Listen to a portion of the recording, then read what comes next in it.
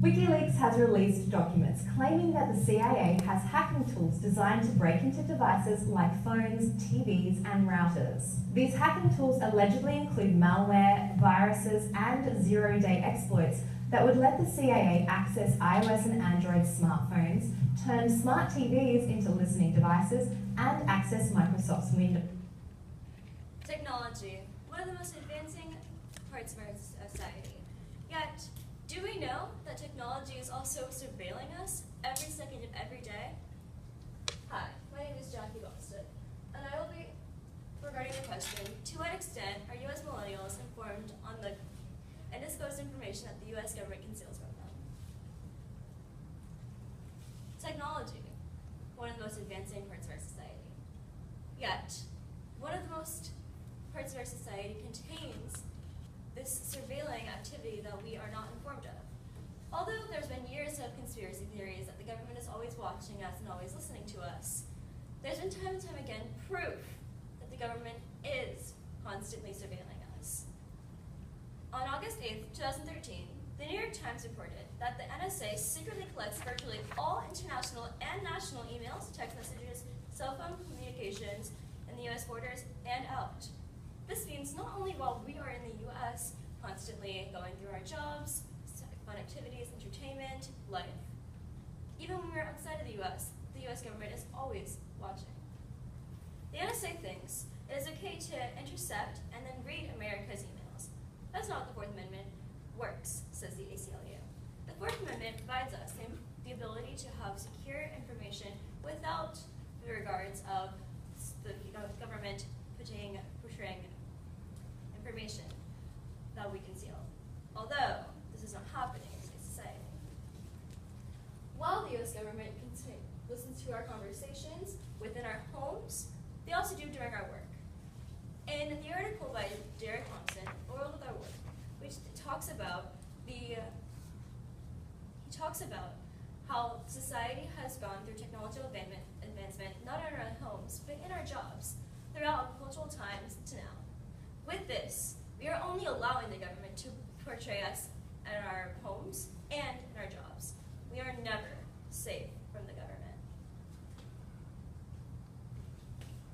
As we are familiar with smartphones and smart homes, we are familiar with SMART, surveillance marketed as revolutionary technology. More information that the US government likes to conceal from us consists of the Silk Road. Well, we are informed of the Silk Road in our history classes, but we are not informed of the Silk Road in the Deep Web. The Deep Web consists of the information of drugs being sold through the internet. Time and time again, there's been theories that the US government has been participating in the Silk Road. Well, there's been a few cases where the FBI indeed has been participating and enacting as drug uses and drug suppliers in the Silk Road. For example, an FBI agent had stolen $800,000 worth of bitcoins, placed into his account, and ran away from the US government as an FBI agent. Well, you look up this information for this particular topic, all you see is this hidden site has been seized. This is another information that the US government pretends that doesn't happen, but does. Another information the US government likes to conceal from us is the Apollo moon landing. The Apollo moon landing has been considered fake and a conspiracy theory for the past several years. Yet, when Max Kennard had completely confessed that he had indeed faked and staged while he filmed the moon landing with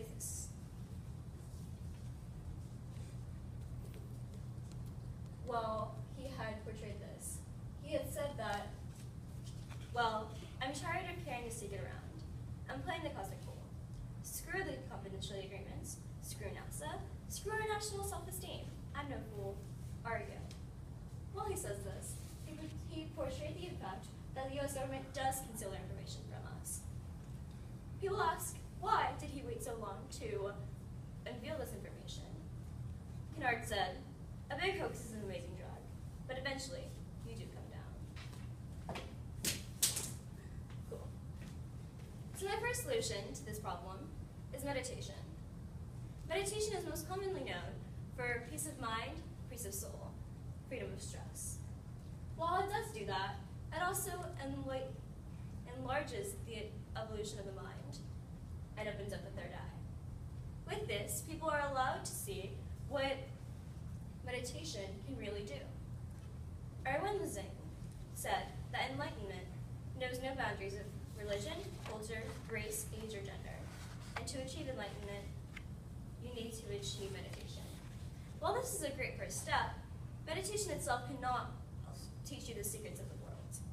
So this is where part 2 comes in. Solution 2 consists of anarchy groups that have gone against the US government to reveal the information that the US government does conceal. For example, the Green Anarchy Group has consisted from 2000 to 2009 of protests revealing information that the US government does. While they mostly focus on post-life anarchy, radical environmentalism, African American rights, earth and animal liberation, anti-capitalism, they also support political prisoners. With this, they introduce the information to the government and to the millennials of the society. Though, this cannot be the particular solution to our government and society because the US government does bring them down.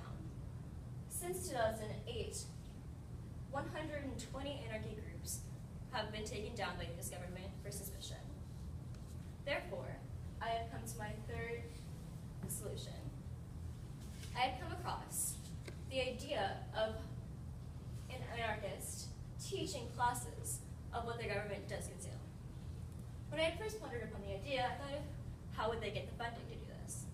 Well, with the information that I had taken from the article, The Psychology Behind Why You Prefer Expensive Things, I had taken the idea that we should charge these classes to show millennials that this information is worth knowing so they can pay for it. With that, we have the funding to do this, we have the funding to go around the United States, and we have the funding to provide the information that the US government conceals from them. The US government conceals their information to protect their reputation. Yet millennials do not understand to think that their reputation is ours. Wouldn't you want to save it? Any questions? Yeah, I have 2. Yeah. First question, was there any evidence that you gathered that you didn't use, and then why wouldn't you use it? Why didn't you use it? Yeah, there was tons of evidence that I used, except, so for example, I used the Freemasonry and the Illuminati's point of view in the government.